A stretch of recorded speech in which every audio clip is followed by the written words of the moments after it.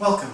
I'm Matthew Phelps, co-author of the Turning to God's Word Bible study, In the Beginning, the Book of Genesis. Today we'll be talking about Lesson 23 of that study, Judah and Tamar, and Joseph and Potiphar's wife, which covers the book of Genesis, chapters 38 and 39. It happened at that time that Judah went down from his brothers and turned into a certain Adulamite, whose name was Hira. Then Judah saw the daughter of a certain Canaanite, whose name was Shua. He married her and went into her, and she conceived and bore a son, and he called his name Again she conceived and bore a son, and she called his name Onan. Yet again she bore a son, and she called his name Shelah. She was in Chezib when she bore him. And Judah took a wife for his firstborn, and her name was Tamar. But Judah's firstborn, was wicked in the sight of the Lord, and the Lord slew him. Then Judah said to Onan, Go into your brother's wife, and perform the duty of a brother-in-law to her, and raise up offspring for your brother. But Onan knew that the offspring would not be his. So when he went into his brother's wife, he spilled the semen on the ground, lest he should give offspring to his brother. And what he did was displeasing to the sight of the Lord, and he slew him also. Then Judah said to Tamar his daughter-in-law, Remain a widow in your father's house till Shelah my son grows up, for he feared that he would die like his brothers. So Tamar went and dwelt in her father's house. So here we see some of Judah's family. It's worth noting there's a reason we're seeing specifically Judah's family and not the family of all 12 of the sons of Israel. Which is that Judah is the line that is most significant to future history. It's the line that we get King David and later Jesus from.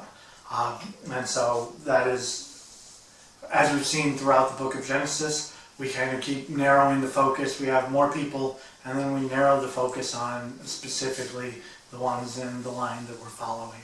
And that's happening again here.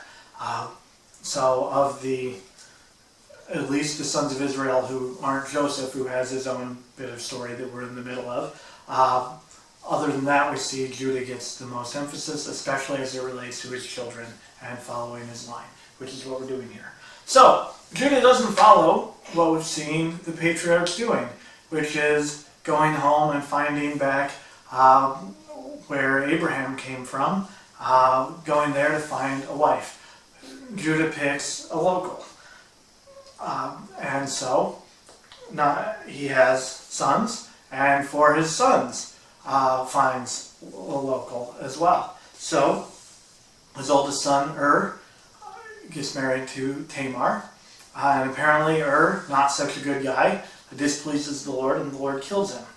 And then we have a situation that in our culture and in our society may seem unusual, which is that Onan is expected to fulfill the role that his brother would have and to have children by Tamar, to further not his own line, but his brother's line. Thus, that seems probably like a weird thing, because it is, but back then that was a normal thing and it was an expected duty. And Onan does not feel like doing his part. He's more than happy to have sex with Tamar, but he does not want to give her children. And for that, the Lord is again displeased and kills Onan. So now Judah has one son left, Shelah, and he seems to have grown reluctant to give that son also to Tamar. He seems to think that Tamar is the problem, which is interesting because we can see that it's actually the wickedness of his sons that is the problem, and they're dying because they're displeasing God, and it has nothing to do with Tamar. But Judah's blaming it on Tamar, and he seems reluctant to give his third son Shelah to her, and tells her to go live in her father's household as a widow until Shelah is old enough, whatever that means. So that's where we are. In course of time, the wife of Judah, Shua's daughter, died. And when Judah was comforted, he went up to Timnah to his sheep shearers, he and his friend Hira the Adulamite. And when Tamar was told, Your father-in-law is going up to Timnah to shear his sheep, she put off her widow's garments and put on a veil, wrapping herself up, and sat at the entrance to Enaim, which is on the road to Timnah. For she saw that Shelah was grown up, and she had not been given to him in marriage. When Judah saw her, he thought her to be a harlot, for she had covered her face. He went over to her at the roadside and said, "Come, let me come into you," for he did not know that she was his daughter-in-law. She said, "What will you give me that you may come into me?" He answered, "I will send you a kid from the flock." And she said, "Will you give me a pledge till you send it?" He said, "What pledge shall I give you?" She replied, "Your signet and your cord and your staff that is in your hand." So he gave them to her and went into her, and she conceived by him. Then she arose and went away, and taking off her veil, she put on the garments of her widowhood. So, Judah's wife has died. He's gone through a period of grieving, and then he goes up to get about work again. And as he is going up to shear his sheep, he sees along the side of the road who he thinks is a harlot, and decides that seems like a good idea. Maybe this was an unusual thing because his wife had just died and he's still trying to get over it, or maybe it was a regular habit for Judah. He seems pretty comfortable with the whole idea, but at any rate, he decides that it's a good idea this time. And what he doesn't know is that the harlot is his daughter-in-law, who has dressed up like a harlot for this specific reason, and seems, although it is not her custom, and she has been doing what he had told her and being a widow in her father's house. The fact that she knows to try this particular thing and it works suggests that visiting harlots was something of a custom of Judah's and not a first-time thing, for sure. So that happens. Judah engages their services, and here we see how clever Tamar is. She agrees on a price that's something he doesn't have with him, and then asks for a pledge. The way this would work is he would leave these personally identifiable and identifying items with her, and then he would send later the kid from the flock that he agreed upon, and he would take his other things back. And they're just there as a guarantee until he sends other payment. And she had asked him to do that and to give her things that are specifically personally identifiable objects. When Judah sent the kid by his friend the Adulamite to receive the pledge from the woman's hand, he could not find her. And he asked the men of the place, "Where is the harlot who was at Enaim by the wayside?" And they said, "No harlot has been here." So he returned to Judah and said, "I have not found her." And also the men of the place said, "No harlot has been here." And Judah replied, "Let her keep the things as her own, lest we be laughed at. You see, I sent this kid, and you could not find her." About 3 months later, Judah was told, "Tamar, your daughter-in-law, has played the harlot, and moreover, she is with child by harlotry." And Judah said, "Bring her out and let her be burned." As she was being brought out, she sent word to her father-in-law, "By the man to whom these belong, I am with child." And she said, "Mark, I beg you, whose these are, the signet and the cord and the staff." Then Judah acknowledged them and said, "She is more righteous than I, inasmuch as I did not give her to my son Shelah." And he did not lie with her again. So Judah sends the agreed upon price, and the harlot is nowhere to be found, and the locals say, "There's no harlot here." And so rather than continuing to go around and say to everybody, "Where's the harlot that I slept with? Who stole my stuff?" He decides to let the whole thing be, lest he expose himself to greater embarrassment. And then a while later, he gets word that his daughter-in-law Tamar is with child by harlotry, which apparently is totally unacceptable that she would engage in harlotry. I guess it's only okay for Judah to do it. And he decides to have her burned. But here's where we see how fortunate it is for her that she's so clever. She has items that identify, and she says, "Well, that's fine. The guy I slept with, here's his stuff." And it's Judah's. And so he's kind of stuck. And he says, "Oh, okay," and is willing to acknowledge the child and his family and all of that, or children, as the case may be. And so everything goes on well. This is an interesting story. Tamar is an important figure in the Old Testament. We see she is mentioned in the genealogy of Jesus at the beginning of the Gospel according to Matthew as one of only 4 women other than the mother of Jesus who are mentioned, and she's the first mentioned. And all of those women are women who are not from the Israelite people. And so she's the first, and here we see a non-Israelite getting the better of an Israelite, and she gets a special note in the scriptures as a result of what she did even later. So good for her. Maybe not 100% a paragon of the moral life, but as Judah points out, she was way more in the right than he was, because he was not doing what he should have been doing. And when the time of her delivery came, there were twins in her womb. And when she was in labor, one put out a hand, and the midwife took and bound on his hand a scarlet thread, saying, "This came out first." But as he drew back his hand, behold, his brother came out. And she said, "What a breach you have made for yourself." Therefore his name was called Perez. Afterward his brother came out with the scarlet thread upon his hand, and his name was called Zerah. So Tamar has twins. Again, what happens here in our culture and society probably wouldn't be that significant, but it is important here in that the firstborn is extended a greater share of the inheritance and other rights and privileges that don't go to any other children. So that's why they have this thing where they tie the string around the hand of the firstborn that comes out to mark, this one was firstborn, this one gets more stuff. Zerah puts his hand out first, but then Perez makes his way out first. And it is through Perez that the line continues down to Jesus. Now Joseph was taken down to Egypt, and Potiphar, an officer of Pharaoh, the captain of the guard, an Egyptian, bought him from the Ishmaelites who had brought him down there. The Lord was with Joseph, and he became a successful man, and he was in the house of his master the Egyptian. And his master saw that the Lord was with him, and that the Lord caused all that he did to prosper in his hands.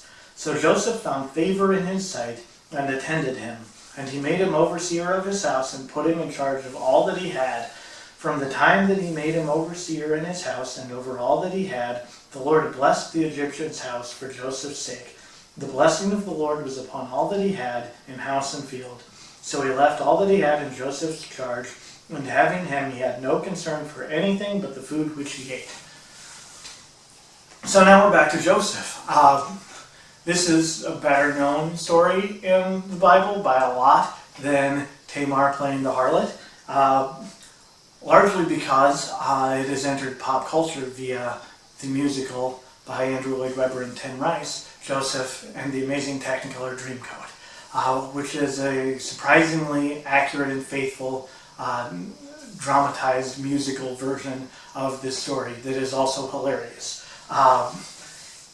But there are some differences, and we're not going to go through, because this is not a study of the musical, we're not going to go through it in detail, but it's worth noting, as accurate as it is, if you're more familiar with that than with the biblical text, you will find a few surprises here and a few things you're not expecting. So Joseph is sold into slavery and finds himself running the entire household of his master. This is going to be a theme and a trend. Joseph appears to be an exceedingly talented administrator, and everywhere he goes, people put him in charge of things, which is especially interesting when you consider that when he was home growing up, he seemed to have a pretty strong aversion to work, at least from the suggestion of it, and now he'll be doing plenty of it. But he finds himself running Potiphar's household. Now Joseph was handsome and good-looking, and after a time his master's wife cast her eyes upon Joseph and said, "Lie with me." But he refused and said to his master's wife, "Behold, having me, my master has no concern about anything in the house, and he has put everything that he has in my hand. He is not greater in this house than I am, nor has he kept back anything from me except yourself, because you are his wife.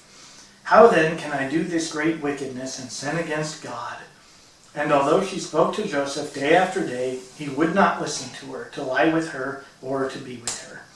But one day, when he went into the house to do his work, and none of the men of the house was there in the house, she caught him by his garment, saying, "Lie with me." But he left his garment in her hand, and fled and got out of the house. And when she saw that he had left his garment in her hand, and had fled out of the house, she called to the men of the household, and said to them, "See, he has brought among us a Hebrew to insult us. He came into me to lie with me, and I cried out with a loud voice. And when he heard that, I lifted up my voice and cried. He left his garment with me, and fled and got out of the house." Then she laid up his garment until his master came home. And she told him the same story, saying, "The Hebrew servant whom you have brought among us came into me to insult me. But as soon as I lifted up my voice and cried, he left his garment with me and fled out of the house." So, here we see another of Joseph's positive traits. He is both handsome and good looking, which means he must be quite the looker. And that has not escaped the notice of Potiphar's wife, who seems to be eagerly trying to get Joseph to sleep with her. And Joseph is refusing, both on account of his master, and more importantly, he does not want to sin against God. And so he refuses. And then one day, they're alone, and she presses a little harder, and he runs away, and apparently she is so aggressive that in running away he is forced to leave behind a piece of his clothing. At which point she decides to get rid of Joseph. She seems to have finally gotten the message that he is not going to sleep with her. And at that point, she also has no interest in having him around. He is a witness to the fact that she's been trying to cheat on her husband, even if unsuccessfully. And so she frames him. She screams out that he's been attacking her. She has the piece of clothing to prove it. Tells everyone in the house, waits till Potiphar gets home, and tells him as well. When his master heard the words which his wife spoke to him, "This is the way your servant treated me," his anger was kindled. And Joseph's master took him and put him into the prison, the place where the king's prisoners were confined. And he was there in prison. But the Lord was with Joseph and showed him mercy, and gave him favor in the sight of the keeper of the prison. And the keeper of the prison committed to Joseph's care all the prisoners who were in the prison. And whatever was done there, he was the doer of it. The keeper of the prison paid no heed to anything that was in Joseph's care, because the Lord was with him, and whatever he did, the Lord made it prosper. So, Joseph has been thrown into the king's prison. This is probably in this story the biggest difference we have between the musical version and the biblical text. The musical depicts Joseph as behind bars and a prisoner like any other, which makes more sense than this. But here in the story, we see, in the biblical text, we see Joseph is put in charge of the prison that he's in. That is not a typical or a normal thing. It wouldn't have been any more normal back then than it is now to have a prisoner be in charge of the prison. So Joseph can't leave, but other than that, he is running the prison. So we see again that he keeps being put in charge of everything that of everything. So things are probably faring for Joseph about as well as they can under the circumstances, but overall not great. Sold into slavery and then thrown in prison. This has been an overview of Lesson 23 of the Turning to God's Word Bible Study, in the beginning, the book of Genesis. For more information, consult our written study or visit us online at turningtogodsword.com.